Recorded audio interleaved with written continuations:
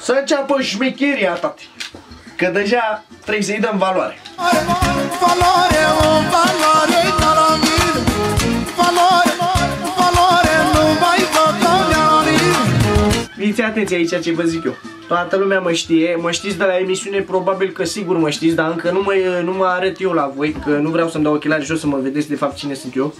Dar trebuie să mă știți, sunt ăla bengosul, obraznicul de la Te Vreau Lângă Mine, da? Să știe toată lumea, că toată lumea m-a văzut la televizor, toată lumea știe de valoarea mea, toată lumea știe cine sunt, da? Mă știți de la Canal D, mă știți de acolo, da? Valorosul. Valoare, talent, obraznicul, da? Obraznicul, Ștefan Obraznicul. Chiar nu mă mai știți? Bă, bune, ia iurea. Hai să vorbim un pic despre ce am câștigat eu și cât talent am făcut eu de-a lungul timpului. Hai să vă arăt eu așa.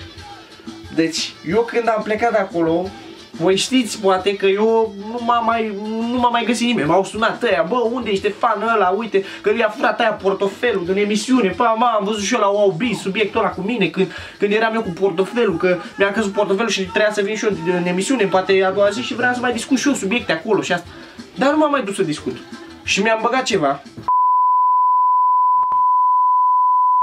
Bă, de data asta, o grămadă de am îngățat. Bă, și în emisiune, o grămadă de femei am îngățat. Și în emisiune, și în afara emisiune, și acum, și în fiecare zi. Eu în fiecare zi am câte un număr de telefon.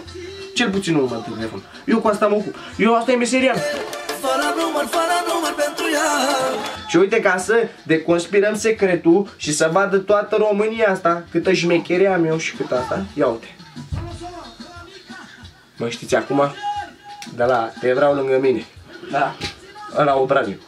Deci ca să agățăm femei pe Facebook, nu trebuie talent. 1, 2, tupeu, 3, șmecherie și valoare. Și de intri frumos pe Facebook, vezi o bunăciune, vezi, mamă, zici, mamă, ce ce bucă, mamă, dar nu ai luat buca în gură, așa ți imaginezi tu, bineînțeles că nu se întâmplă asta, așa, și ce zici? Bă, luai țâțele în gură la asta, dar ce zici? Te duci așa frumos, că bagi în seamă, dar nu bagi tu cu bună ce faci? Sau cum mai au pe unii, frumușică foc, sau te pup, sau ce dulcică ești, sau, că astea toată lumea le știe. Eu nu mă mai duc cu alea cu dulcică, cu alea, le făceam și la 14. La 14 ani le făceam. Dar după aia m-am lăsat de astea. Și după aia ce-am zis? Bă, băiatule, dacă vrei să faci treabă pe Facebook cu femei, păi te bagi serios, mă. Și atunci cum te bagi?